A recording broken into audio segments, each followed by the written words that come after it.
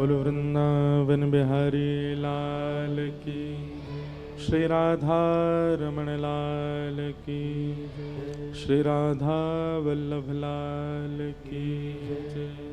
श्रीमद्भागवत महापुराण की, सब संतन की, सब भक्तन की, सब विप्रन की, समस्त ब्रजवासिन की, 84 कोस ब्रजमंडल धाम की जय जय श्री राम, जय जय श्री राम, जय जय श्री द्वारिकाधीश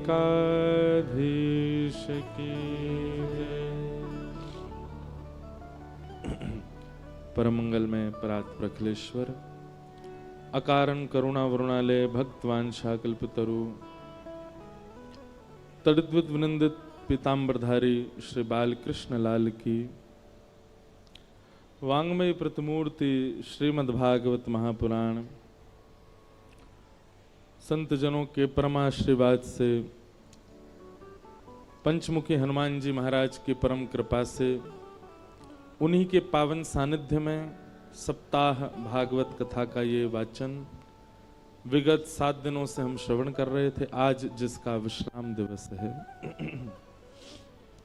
मंच पर विराजमान विप्रवृंद, समस्त गंधर्वजन और आप सभी श्रोता भाई बंधु मातृशक्ति, सबको जय श्री कृष्ण, जय सिया राम, जय श्रीमन नारायण,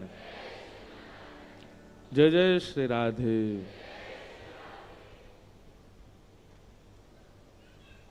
कथा का विश्राम दिवस और हम अपने नियम पर अटल हैं विलंब से आने के, पर आज हमको जल्दी ही आना था, लेकिन आज किसी से मिलने का कोई क्रम नहीं था, पर फिर भी बहुत लोग आ गए और हम सुबह वापस लौट करके आए। रात्रि कथा करके ही चले गए थे।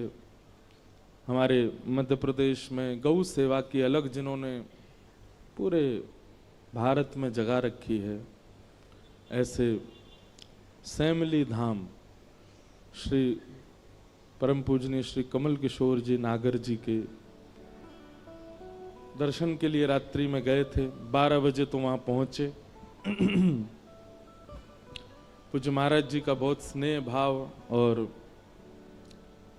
बहुत समय से महाराज जी के दर्शन के लिए जाना था, पर मंडीदीप में कथा हुई थी तब भी क्रम था जाने का, विदिशा में कथा हुई तब भी क्रम था, पर दोनों बार ही हमारी ही भूल रही, नहीं जा पाए।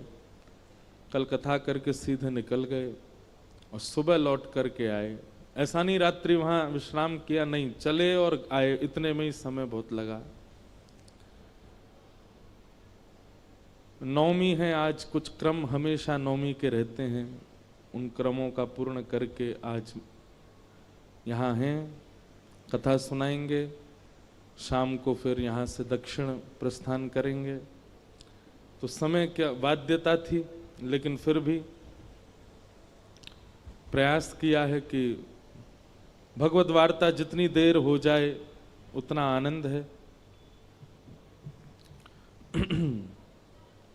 भगवान श्री कृष्ण का विवाह रुक्मणी जी से हुआ। लोग पूछते हैं किशोरी जी से क्यों नहीं हुआ। ऐसा नहीं है। कई बार एक्टर जो होता है ना, एक्टर को नाट्य प्रस्तुति करने वाला, उसका निज जीवन कुछ और होता है, पर मंच का जीवन कुछ और होता है। 90-99% पूरा विश्व भगवान श्री कृष्ण के मंच की लीला से अवगत है। केवल 1% ब्रज के लोग ठाकुर जी के निज लीला से परिचित हैं। सबको ये पता है ठाकुर जी ने 16,108 विवाह किए, वो सब ठाकुर जी का मंचन है। ठाकुर जी की लीला है एक मानवों को कुछ संदेश देने के लिए और कुछ क्रम वाद्य पूर्ण करने के लिए।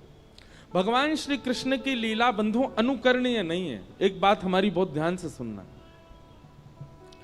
भगवान श्री कृष्ण जो करते हैं वो आप कभी नहीं कर सकते। प्रभु श्री राम जो करते हैं वो आप सब कर सकते हो। इसलिए हमारे पूज्य पिताजी महाराज और संत जन कहते हैं, राम ने जो किया है वो करो, कृष्ण ने जो कहा है वो करो, क्योंकि कृष्ण ने जो किया है वो आप नहीं कर पाओगे। राम जी मर्यादा पुरुषोत्तम हैं और श्री कृष्ण लीला पुरुषोत्तम हैं। भगवान श्री कृष्ण ने 1000 से ज्यादा बार कहा है संपूर्ण कृष्ण लीला में कि मैं भगवान हूं, मेरी शरण में आओ। प्रभु श्री राम ने एक बार भी नहीं कहा कि मैं परमात्मा हूं। वो एक मानव को प्रदर्शित कर रहे हैं। कई लोग कहते हैं कि भगवान श्री कृष्ण ने बहुत कुछ ऐसा किया जिससे गलत संदेश जा रहा है लोगों में। मैंने कहा गलत संदेश नहीं जा रहा है, वो मानव के बस की बात नहीं है। इसलिए मानव को लगता है कि ये कैसे संभव हो सकता है। भगवान श्री कृष्ण ने राम अवतार पहले धारण करके हम सबको संकेत किया कि करणीय ये अवतार है और श्रवणीय कृष्ण अवतार है। भगवान श्री कृष्ण कहते जो हैं वो करना है, उनकी करनी आप नहीं कर सकते।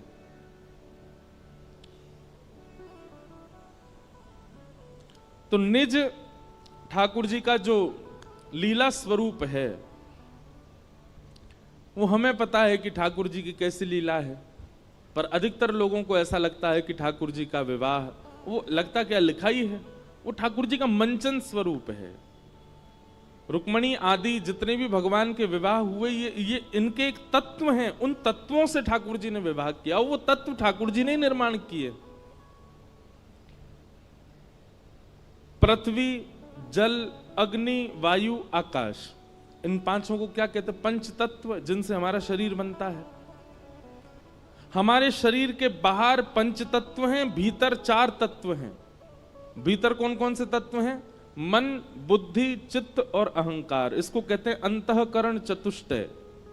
और बाहर के जो हैं वो पंचभूत, दोनों को मिलाएं कितने हुए? 9 तत्व। 10वां तत्व हमारी आत्मा है। ऐसे 24 तत्वों का वर्णन किया गया है भागवत में। 25 तत्वों का। पंचविंशति तत्वज्ञ यत्र तत्राश्रमे वसंजटी मुंडी सखी वापी मुच्यते नात्र संजय। बहुत गंभीर प्रसंग है, उसमें नहीं जाएंगे ज्यादा। पर मूल 4 तत्व भीतर के, 5 तत्व बाहर के। बहुत ध्यान से सुनो सब लोग, इधर देखो। 5 तत्व बाहर के हैं, पृथ्वी, जल, अग्नि, वायु, आकाश। ये भगवान की प्रमुख 5 पत्नियां हैं। और भीतर के जो 4 तत्व हैं उनमें से एक तत्व स्वयं भगवान है, हमारी आत्मा। तो मन, बुद्धि, चित्त, चित्त को कहते हैं आत्मा। और अहंकार, यहां पर अहंकार का मतलब अभिमान नहीं है, अहंकार का मतलब सेल्फ कॉन्शियसनेस है। अहंकार का मतलब देहाभिमान है। भूख लगने पर भोजन करना, इसको देहाभिमान कहते हैं। प्यास लगने पर पानी पीना, गर्मी लगने पर एसी चलाना, यह भी एक सूक्ष्म अभिमान है देह का। उस अभिमान की बात है। तो मन, बुद्धि, चित्त और अहंकार, उसमें से चित्त भगवान है तो बचे 3। तो भीतर के 3, बाहर के 5, ये 8 भगवान की मुख्य पटरानियां हैं। भगवान ने तत्वों से ब्याह किया, जिन तत्वों को स्वयं भगवान ने बनाया है। किसी स्त्री विशेष से ब्याह नहीं हुआ ठाकुर जी का, सबका तत्व है। रुक्मणी जी अग्नि तत्व हैं, सत्यभामा, जाम्बती आकाश तत्व हैं, सत्यभामा पृथ्वी तत्व है। इसीलिए कथा आती है कि भौमासुर नाम का राक्षस जिसको भगवान ने मारा, वो भूमि का बेटा है, पृथ्वी का बेटा। तो जब उसका जन्म हुआ भौमासुर का, तो ज्योतिषियों ने बताया कि इसको तो भगवान मारेंगे, भूमि भगवान की पत्नी है। तो भूमि ने भगवान से प्रार्थना की कि आप मेरे पुत्र को कभी मत मारना। भगवान बोले जब तक तुम नहीं कहोगे तब तक नहीं मारेंगे। वही भूमि तत्व भगवान की पत्नी सत्यभामा बन करके आई। तो जब भगवान भौमासुर से युद्ध करने गए, उसको मारा नहीं, उससे लड़ रहे थे लेकिन मार नहीं रहे थे। तब रथ में बैठी हुई सत्यभामा ने चिल्ला करके कहा, नाथ इसको मारते क्यों नहीं हो? तब भगवान ने उसको मारा। बोले हम आपसे सुनना चाह रहे थे। तो भूमि तत्व कौन है? सत्यभामा। जल तत्व कौन है? यमुना जी, कालिंदी। इस प्रकार अष्टपत्रानियां भगवान की अष्ट तत्व हैं, जिनको भगवान ने ही बनाया, केवल लीला के लिए भगवान ने उनको स्त्री रूप बना करके ब्याह किया। इस प्रकार भगवान के मुख्य अष्ट ब्याह हुए। इनमें से एक ब्याह भगवान का उज्जैन में हुआ, और उज्जैन में जिनसे ब्याह हुआ उनका नाम था मित्रविंदा। मित्रविंदा के साथ ठाकुर जी का ब्याह हुआ। इस प्रकार अष्ट ब्याहों का क्रम बताया।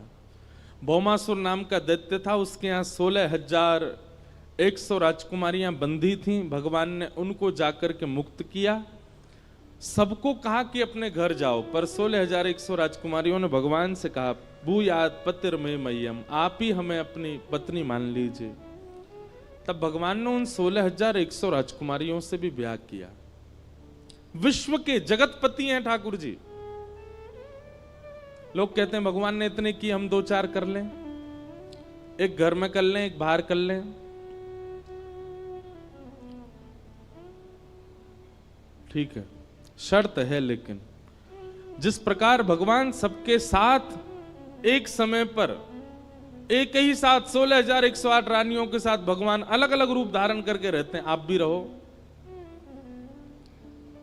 एक पत्नी इंदौर में रहे, एक भोपाल में रहे, आप भी दोनों जगह एक ही समय पर रहो तो कर लो ब्याह। भगवान श्री कृष्ण ने जो किया है वो नहीं कर पाओगे। इसलिए भगवान श्री कृष्ण जो उपदेश करते हैं वो श्रवण करो। भगवान के इतने ब्याह हो गए, 16,108 ब्याह हुए। तत्पश्चात भगवान की दिनचर्या, ग्रहचर्या, इन सब की कथा बताई गई। एक नृण नाम का राजा था। नृण राजा रोज दान करता था। एक बार उससे एक भूल हो गई कि एक ब्राह्मण को उसने 10 गैया दान करी। उनमें से एक गैया भाग करके आई और राजा की गौशाला में फिर से आकर के खड़ी हो गई। अगले दिन राजा ने 10 गैया फिर दान करी, तो जो गैया का पहले दान कर चुका था उसी का दोबारा दान कर दिया। दूसरा ब्राह्मण 10 गैया लेके जा रहा था। पहला ब्राह्मण 9 में से एक गैया को ढूंढ रहा था, और ढूंढता ढूंढता उसने दूसरे ब्राह्मण के यहाँ गैया को देखा। दोनों ब्राह्मणों में विवाद हो गया। राजा निष्कर्ष नहीं निकाल पाया, इसलिए ब्राह्मणों के कोप से राजा को गिरगिट बनना पड़ा, कृकलाश्य। भगवान ने कृपा करके उसको फिर मुक्त किया। दान बहुत सोच समझ के होना चाहिए बंधु। हमारे शास्त्रों में कहा जाता है, कुपात्र दानाच भवे दरिद्रम, दरिद्र भावेन करोति पापम, पाप प्रभावा नरकम प्रयाते, पुनर्दरिद्री पुनरेव पापी। दान बहुत सोच समझ के किया कीजिए। हर किसी को दान नहीं करना चाहिए। और आजकल तो बहुत भयावह माहौल हो गया है। दान के नाम पर कुछ भी हो रहा है। थोड़े विवेकी बनिए, कहां दान करना चाहिए इसका विचार किया कीजिए। सबसे उच्चतम दान कौन सा है पता है आपको? बताओ, सबसे श्रेष्ठ दान क्या है? ज्ञान का दान। किसी को ज्ञान देना। ज्ञान देना मतलब ऐसा नहीं कि वो, कई लोग तो मजाक में बोलते हैं ये तो ज्ञान ही बांटता रहता है, ऐसे नहीं। ज्ञान का दान मतलब किसी भटके हुए को कुछ समझा करके उसके भटकाव को रोकना, ये बहुत बड़ा दान माना जाता है। आपने उसको ज्ञान दिया, आपने उसको बचाया, आपने उसको कुछ समझाया। और ये बात हम नहीं कह रहे हैं, गोपियां कहती हैं गोपी गीत में, तब कथामृतम तप्त जीवनम कवि भीरीडितम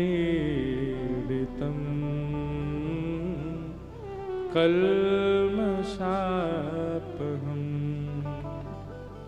श्रवणमङ्गलं श्रीमदाततं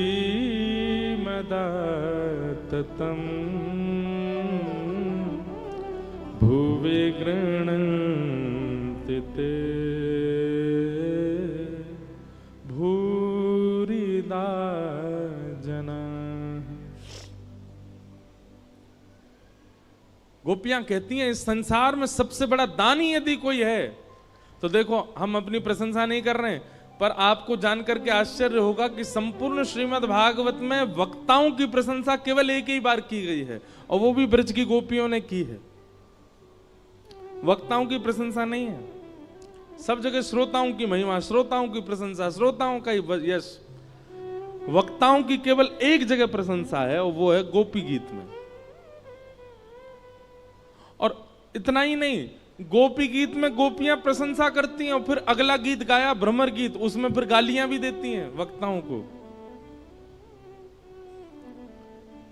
गोपियां कहती हैं त्रिलोकीनाथ को शब्द की पुड़िया में बांध करके सबको दान कर देते हैं ये वक्ता, सबसे बड़े दानी है। ब्रह्मांड नायक को शब्दों में बांध करके सबको दे देते हैं। बिना वैकुंठ के, बिना वृंदावन के, बिना अयोध्या के, बिना सरयू तट के, बिना यमुना तट के श्री कृष्ण का साक्षात्कार करा देते हैं वक्ता, सबसे बड़े दानी गोपियां कहती। सबसे बड़ा दान क्या है?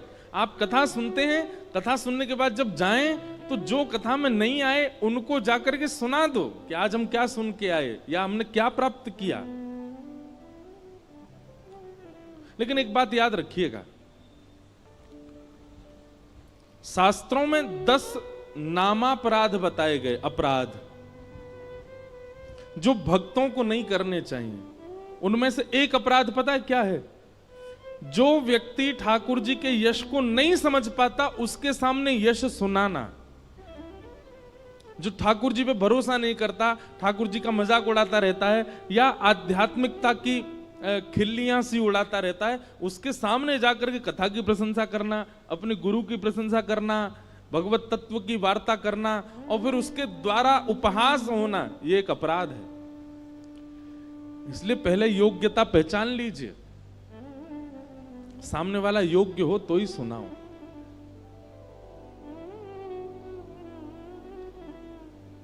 वक्ताओं को बहुत अपराध लगे हुए होते हैं क्योंकि इतने श्रोता आते हैं कथा में।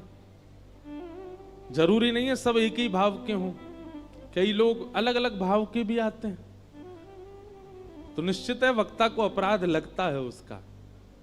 इसीलिए कई बातें मंच से नहीं कही जाती, स्थान देख करके, श्रोता देख करके, समय देख करके फिर सुनाया जाता है।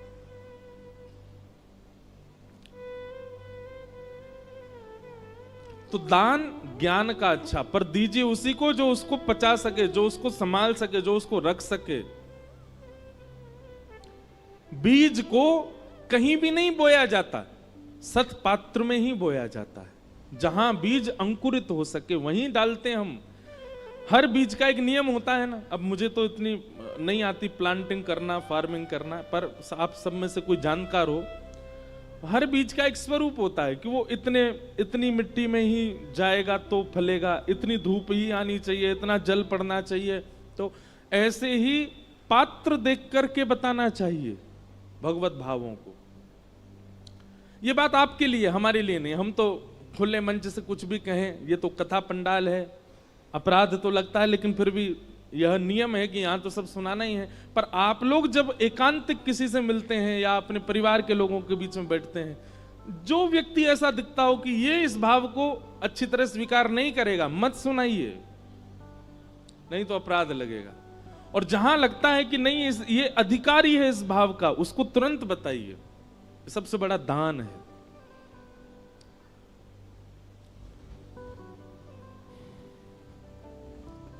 तो दान श्रेष्ठ कौन सा? ज्ञान का। अच्छा, ज्ञान का दान भी श्रेष्ठ क्यों है? क्योंकि दान वह श्रेष्ठ माना जाता है जो किसी को दिया गया, तो जिसको दिया गया है उससे कभी खत्म ना हो, सदा उसके पास रहे और बढ़ता रहे, वो दान श्रेष्ठ माना जाता है। धन का, अन्न का, वस्त्र का, आदि आदि वस्तुओं का, ये दान बढ़ता नहीं है, घटता है। कन्यादान भी विशिष्ट दान माना जाता है। क्यों? क्योंकि वह कन्या जाकर के एक परिवार का वर्धन ही करने वाली है।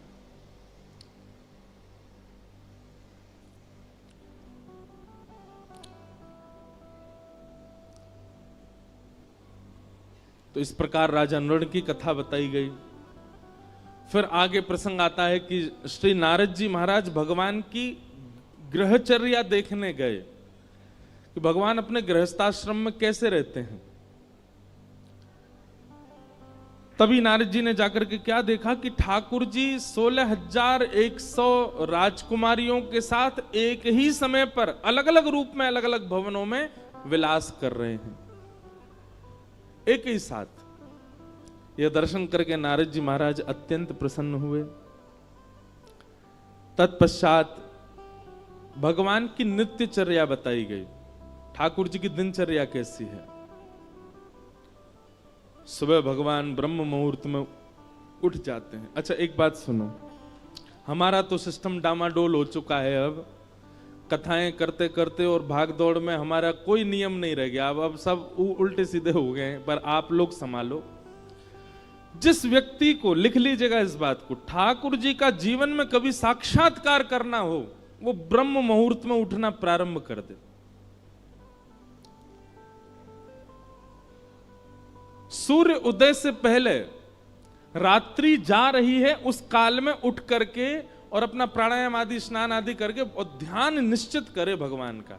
और यदि वो धाम निवासी है, लाइव में भी जो वृंदावन के लोग सुन रहे हैं कथा, प्रातःकाल ब्रह्म मुहूर्त में उठ करके स्नान करके चले जाओ, यमुना जी के तट पर जाकर के परिक्रमा करो।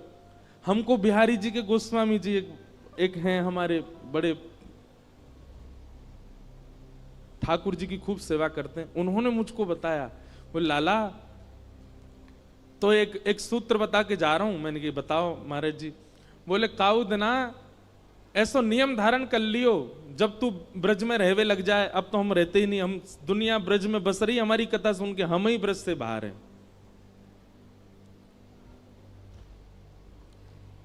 अब तो ये हालत हो गई है कि ब्रज जाने के लिए हमको ब्रज में कथा करनी पड़ती है तो हम ब्रज जा पाते, नहीं तो ब्रज से बाहर ही रहना पड़ता है। पर हमारे पूज्य श्री मलुक पीठ वाले महाराज जी को हमने एक बार निवेदन किया, मैंने महाराज जी कथाएं तो बहुत हो गई पर ब्रज छूट गया। तो महाराज जी कहते नहीं आप ऐसा मत कहिए। मैंने कहा तो महाराज जी? बोले आप जहां जाते हैं वहीं ब्रज प्रकट हो जाता है। बोले वक्ता जहां जाते हैं, कथा सुनाते हैं, ब्रज की लीला कहते हैं, वो ब्रज ही प्रकट हो जाता है। तो बोले आपको ब्रज आने की आवश्यकता नहीं, ब्रज तो आपके संग ही रहता है। तो मन को फिर आराम हुआ, शांति हुई। अभी चंडीगढ़ में वृंदावन प्रकट उत्सव था, मतलब कथा सप्ताह थी पर उसमें वृंदावन प्रकट के भाव ज्यादा होते थे। अभी तक हमको बताते हैं कि महाराज जी वो मेला ग्राउंड था जहां कथा थी। अब लोग बाग वहां जो नित्य नियमित कथा सुनते थे, वो वहां से अपने दफ्तर, ऑफिस, कॉलेज कहीं भी जाते हैं, रुक करके वहां उस स्थान को प्रणाम करते हैं, वहां की रज लगाते हैं। बोले वृंदावन है, यहाँ कथा हुई। और अब चंडीगढ़ के सब लोग लगे हैं उसका नाम मेला ग्राउंड ना करवा करके सीधा वृंदावन ही करवा रहे हैं। वो वृंदावन है ये, यहाँ कथा हुई। वृंदावन जाइएगा तो एक नियम, वैसे तो 3 नियम हमने एक पद ही बना करके गाया है। राधिका रानी जी, वृषभानु दुलारी जी, राधिका रानी जी, वृषभानु, राधिका रानी जी, वृषभानु दुलारी जी, राधिका।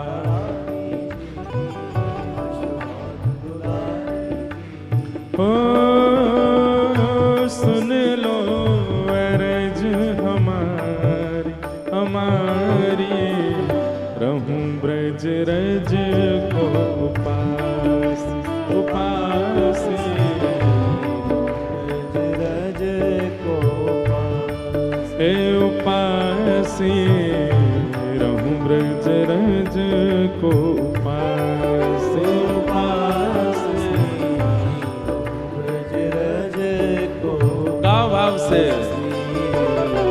राधिका रानी जी वृषभानु दुलारी जी, राधिका रानी जी वृषभानु दुलारी जी, राधिका रानी जी वृषभानु दुलारी जी, राधिका रानी जी वृषभानु दुलारी जी।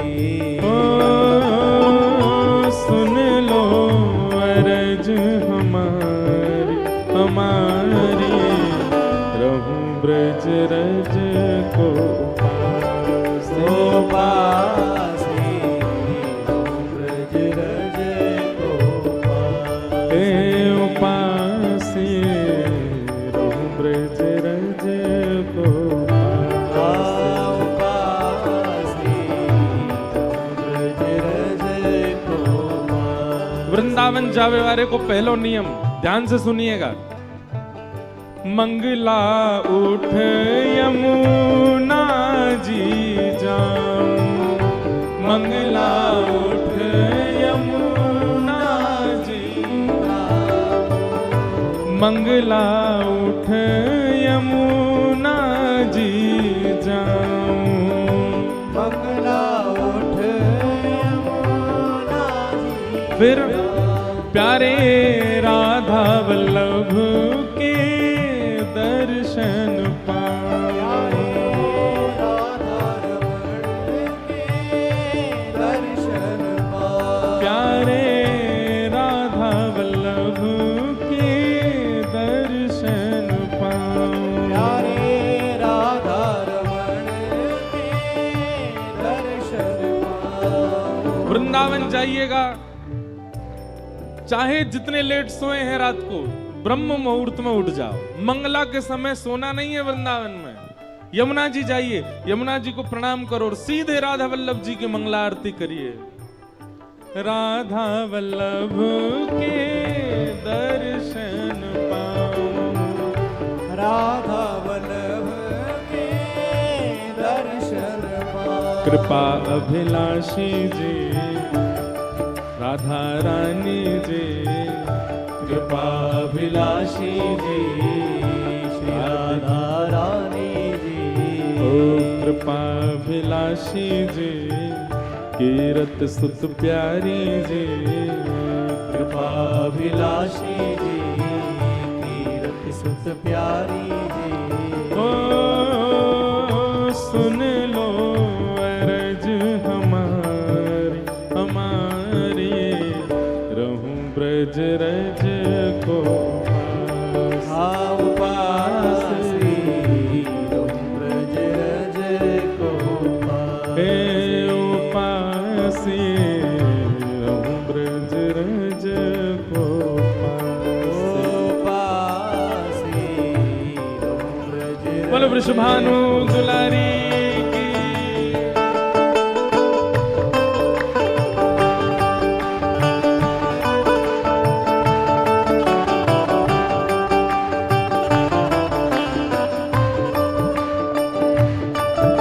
वृंदावन धाम की, राधा रमण लाल की।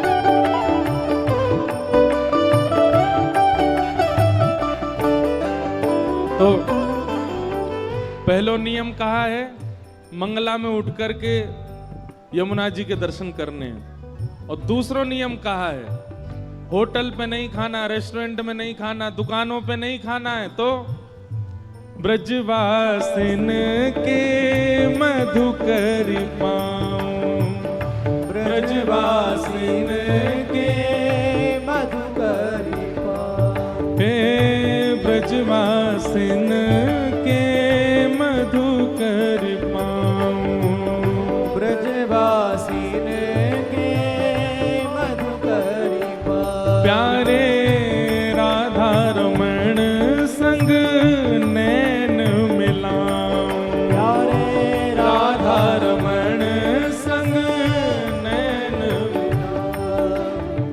ये उपाय कृपा करके एक बार करिएगा। बहुत बालक करते हैं, हम हर कथा में कहते हैं सब जाके वृंदावन में ये करते हैं, पर एक भूल करते हैं। क्या?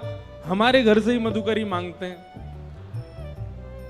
हमारी मैया बड़ी परेशान, रोज के 200-300 बालक आते हैं, बोलो मधुकरी दो। इसमें एक नियम और सुनो, मधुकरी उस ब्रजवासी के यहां से पानी है जो आपका परिचय का नहीं है। परिचित के यहां मांगने में क्या है, वो तो थाली में लगा के दे देगा आपको। अपरिचित के यहां जाओ, डोरबेल बजाओ, गेट खटखटा दो, भीतर से ब्रजवासी निकल के आए, कहा है भैया कहां से आए हो? भोपाल से आए हैं। क्या बात है? आपके घर में जो कुछ भी बना हो थोड़ा सा हमको दे दीजिए, मधुकरी दीजिए। आप कहोगे ये कैसे संभव है, हमारी कोई इमेज नहीं है, हम किसी के घर जाके मांगेंगे? अरे भैया, ये वृंदावन है, ये भोपाल नहीं है, ये इंदौर नहीं है, ये मध्य प्रदेश नहीं है, ये वृंदावन है जहां ठाकुर जी स्वयं चोरी करके पाते हैं, हम तो मांग के पा रहे हैं। ठाकुर जी तो खिड़की से घुस घुस के चोरी करके खा जाए ब्रजवासी के। और एक बात सुनिए, हिमालय की तपस्या का फल, हरिद्वार के यज्ञ का फल, प्रयागराज के स्नान का फल हमारे वृंदावन के ब्रजवासी के मधुकरी के समान है। आप मधुकरी पाओ, और मधुकरी पाने के बाद ब्रजरज लगा के यमुना तट पर जाके नेत्र बंद करके बैठना, आपको एक क्षण के लिए शामा शाम दिखेंगे, निश्चित दिखेंगे। ब्रजवासिन के मधुकर पाऊं, ब्रजवासिन के मधुकरी पाऊं, ब्रजवासिन के मधुकर पाऊं, ब्रजवासिन के मधुकरी पाऊं, प्यारे राधा रमण संग नैन लगाऊं, प्यारे राधा रमण संग नैन मिलाऊं, ओ प्यारे राधा रमण संग नैन लगाऊं, प्यारे राधा रमण संग नैन मिलाऊं, महलन वारी जी, वृषभानु दुलारी जी, महलन वारी जी, वृषभानु दुलारी जी, ऊंचे महलन वारी जी, बरसाने वारी जी, ऊंचे महलन वारी जी, बरसाने वारी। हे श्यामाजू, ओ सुन लो अरज हमारी, हमारी रहूं ब्रज रज को उपास, उपासी रहूं ब्रज रज को उपासी, उपासे रहूं ब्रज रज को उपासे, उपासे करताल बजा के गाओ, जय हो। हे राधिका रानी जी, वृषभानु दुलारी जी, राधिका रानी जी, वृषभानु दुलारी जी, ओ सुन लो अरज हमारी, हमारी रहूं ब्रज रज को उपास, उपासी रहूं ब्रज रज को उपासी, उपासी रहूं ब्रज रज को उपासी, उपासी रहूं ब्रज रज। बोल वृंदावन बिहारी लाल की।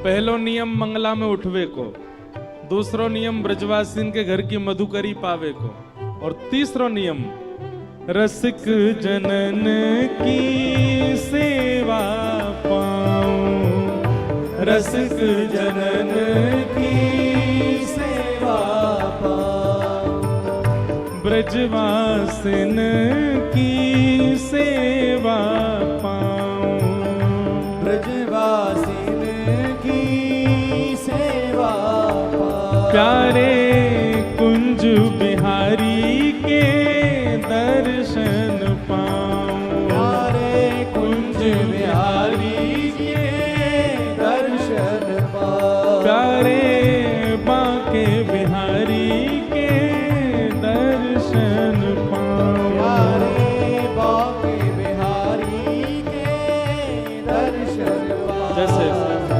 हमारे ब्रज में ना बहुत संत रहते हैं, वो किसी से कभी कोई याचना नहीं करते, कुछ मांगते नहीं।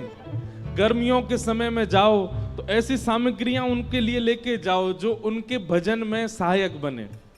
जैसे हम कभी कभी गिरिराज जी में भयंकर गर्मी होती है तो ग्लूकोज बांट के आते हैं सारे संतों को कि वो पान करें, उससे उनको लाभ मिले। हमारे ब्रज में गिरिराज जी में ऐसे संत हैं, 3-3 परिक्रमा गिरिराज जी की रोज लगाते हैं। 21 किलोमीटर की एक परिक्रमा, 3 परिक्रमा लगाते हैं। उनको कभी मोजा दिया है, कोई वस्त्र दिया है, कोई सामग्री दिया, और कुछ नहीं तो उनके पास बैठ करके थोड़ी देर चरण सेवा कर आए, उनके वचनामृत सुने आए, बैठ करके बस उनके थोड़ी देर भाव श्रवण कर लिए। यही रसिक जनों की सेवा है, ब्रजवासियों की सेवा है।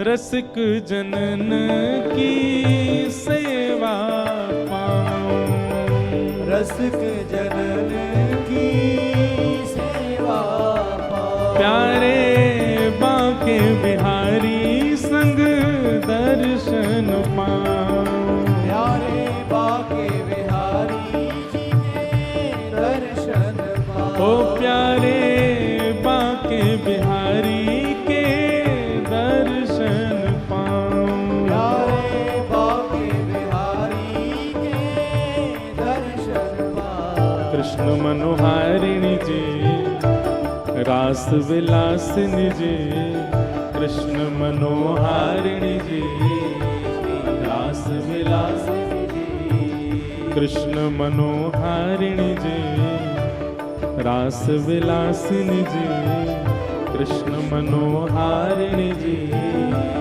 रास विलासिनी जी। ओ सुन लो अरज हमारी हमारी, रहूं ब्रज रज को पासी, रहूं ब्रज रज को पासी, उपासी, रहूं ब्रज रज को उपासी, रहूं ब्रज रज को पासी। और अंतिम भाव में जो भी भाव लिख पाते हैं ना, तो भाव ऐसा आता है, हमारे गिरधर लाल जी लिखवा रहे हैं, तो अंतिम भाव में श्री गिरधर लाल जी की एक भावना का दर्शन है। गोवर्धन पर्वत पे राजो, गोवर्धन पर्वत पर राजो। हे श्यामाजू, आप या ब्रज की सेवा से हमको और कुछ मत दीजिए, क्या दीजिए, ये अंतिम भाव जो है ये प्रदान कर दीजिए बस।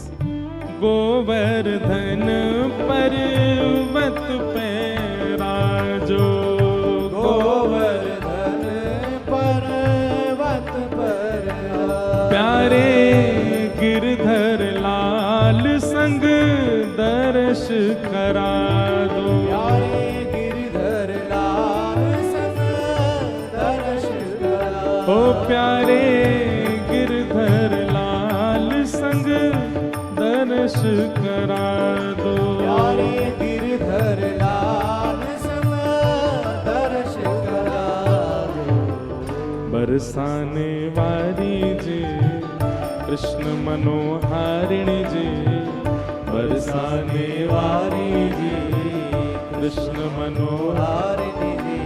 ओ सुन लो अरज हमारी हमारी, ब्रज रज को पास ओ पासी रहूं ब्रज रज को हे ओ पासी रहूं ब्रज रज को पासी ओ पासी रहूं ब्रज रज को अभाव से राधिका रानी जे वृषभानु दुलारी जे राधिका रानी जी वृषभानु दुलारी जी हो